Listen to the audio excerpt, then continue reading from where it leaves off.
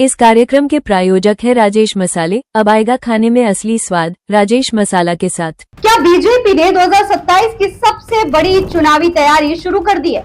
क्या NEET paper leak आंदोलन के बाद बीजेपी कुछ ऐसी रणनीति बना रही है जिससे विपक्ष के सारे पैतरे फेल हो जाएंगे?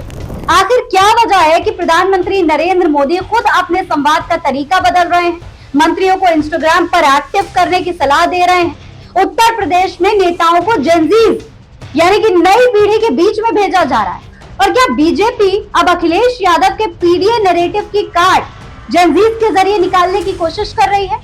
सलाम नमस्ते, मेरा नाम फरहीन अंसारी है और आज की बहुत बड़ी एनालिसिस, बहुत इंपॉर्टेंट एनालिसिस मैं आपको बताने वाली। दोस्तों, यूपी विधानसभा चुनाव को लेकर अब बीजेपी की तैयारियां पहले से भी ज्यादा तेज हो गई हैं। नीट पेपर लीक के खिलाफ देश भर में हुए छात्र आंदोलन के बाद भारतीय जनता पार्टी की राजनीति में एक बहुत बड़ा बदलाव देखने को मिल रहा है। जिस आंदोलन ने दोस्तों सरकार को युवाओं के गुस्से का एहसास कराया, उसी के बाद अब बीजेपी का पूरा फोकस देश की नई पीढ़ी पर आ गया है, यानी जेनजीज पर आता हुआ नजर आ रहा है। दरअसल दोस्तों, नीट पेपर लीक विवाद के दौरान जिस तरीके से लाखों छात्र और सोशल मीडिया पर सड़कों पर उतरते हुए नजर आए, अपनी नाराजगी जाहिर कर रहे थे, उसे सरकार को कहीं ना कहीं ये सोचने पर मजबूर होना पड़ा कि नई पीढ़ी की जो राजनीति है वो अब पहले जैसे नहीं रही। आज का युवा टीवी से ज्यादा इंस्टाग्राम, यूट्यूब और अलग अलग सोशल मीडिया प्लेटफॉर्म्स पर एक्टिव रहता है, वहां पर अपनी राय देता है। यही वजह है कि प्रधानमंत्री नरेंद्र मोदी ने भी अपने संवाद के तरीके में बदलाव कर लिया।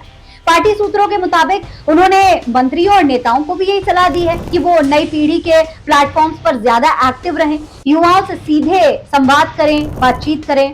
यानी अब राजनीति सिर्फ चुनावी रैलियों से नहीं होगी, बल्कि डिजिटल प्लेटफॉर्म्स पर भी लड़ी जाएगी। सबसे ज्यादा फोकस उत्तर प्रदेश पर है, क्योंकि 2027 का चुनाव बीजेपी के लिए बेहद अहम माना जा रहा है। देखिए, सूत्रों के अनुसार पार्टी नेतृत्व ने विधायकों और मंत्रियों से कहा है कि वो अपने अपने क्षेत्र में जेनजी संवाद कार्यक्रम आयोजित करें, युवाओं को बुलाया जाए, उनकी समस्याओं को सुना जाए और सरकार की योजनाओं के बारे में सीधे बातचीत की जाए। इसकी शुरुआत भी होती हुई दिखाई दे रही है।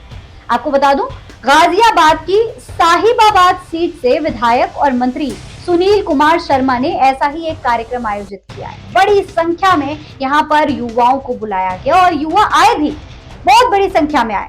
दिलचस्प बात सिर्फ कार्यक्रम नहीं थी दोस्तों, बल्कि उनका अंदाज भी काफी चर्चा में।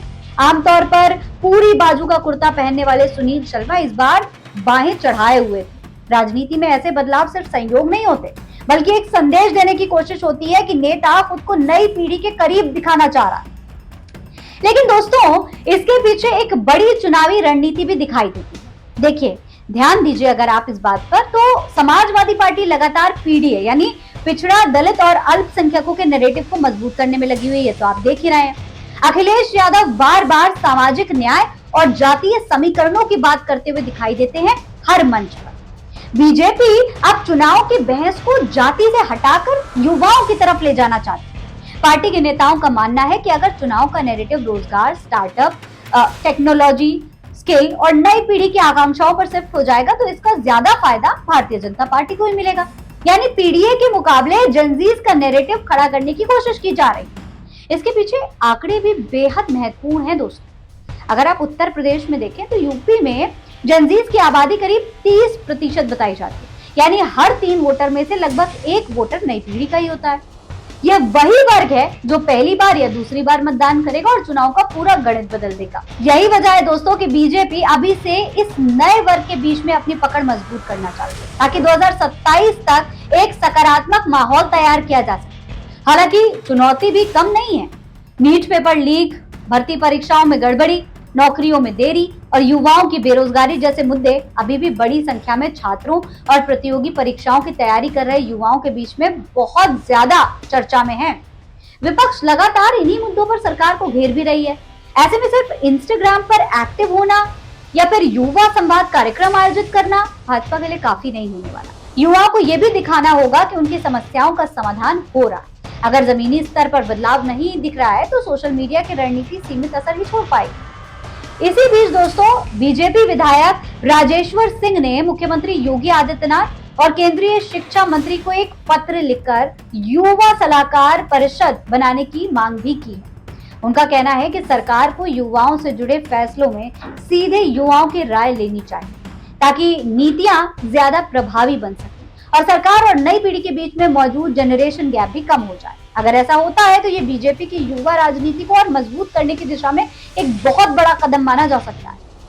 अब सबसे बड़ा सवाल यही है कि क्या बीजेपी की ये नई रणनीति 2027 के चुनाव में असर दिखाएगी? क्या बीजेपी सचमुच जातीय राजनीति से ऊपर उठकर चुनाव को युवाओं के मुद्दे पर ले जाने में सफल हो पाएगी, या फिर रोजगार, पेपर लीक और सरकारी भर्तियों जैसे सवाल भी चुनाव का सबसे बड़ा मुद्दा बने रहेंगे? हालांकि इतना जरूर है कि नीट आंदोलन के बाद बीजेपी ने यह जरूर समझ लिया है कि आने वाले समय में जेनज़ीज सिर्फ सोशल मीडिया पर ट्रेंड करने वाली पीढ़ी नहीं, बल्कि चुनावी नतीजे तय करने वाली सबसे बड़ी ताकत भी बन चुकी है। इसीलिए पार्टी अभी से पूरी तैयारी में जुटती हुई दिखाई दे रही है।